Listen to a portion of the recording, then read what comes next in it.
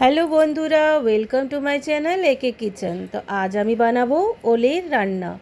তো ওল ভর্তা অনেক কেউ খেয়ে থাকেন, ওলের তরকারিও অনেক কেউ খেয়ে থাকেন, ওলের বড়াও খেয়েছেন, আরও অনেক কিছু রান্না হয়।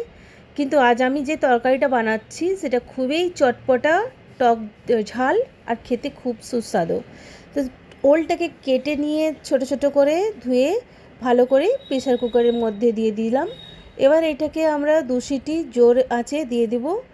আবার এটাকে 5-10 মিনিট কম আঁচে, ধেমা আঁচে সিদ্ধ করে নেব, যেন ওলটা খুব ভালোভাবে সিদ্ধ হয়ে যায়।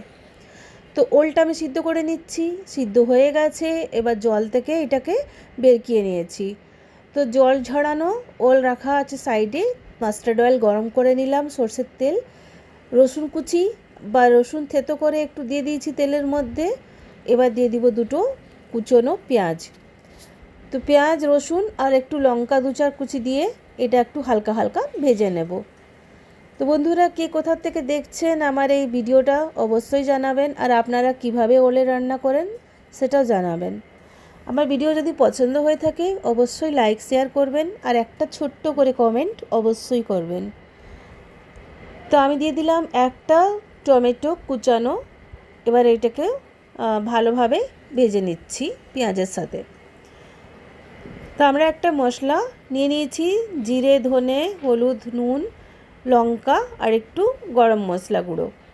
তো এইগুলো আমরা দিয়ে দিচ্ছি পেঁয়াজ আর টমেটোর মধ্যে।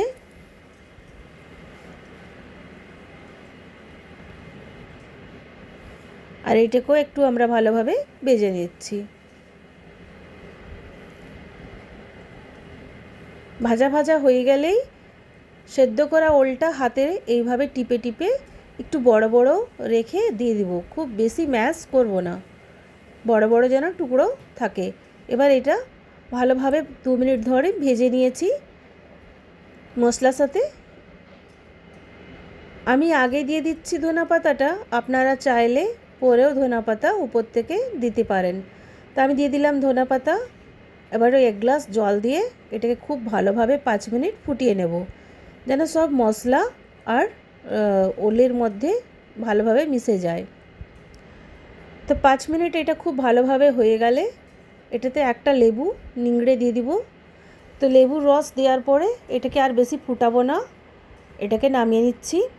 গরম গরম ভাতের সাথে গরম গরম ওলের এই চটপটা টক ঝাল তরকারিটা খুবই সুন্দর লাগে বন্ধুরা। তো একবার করে অবশ্যই দেখবেন। থ্যাংক ইউ আমার সাথে থাকার জন্য।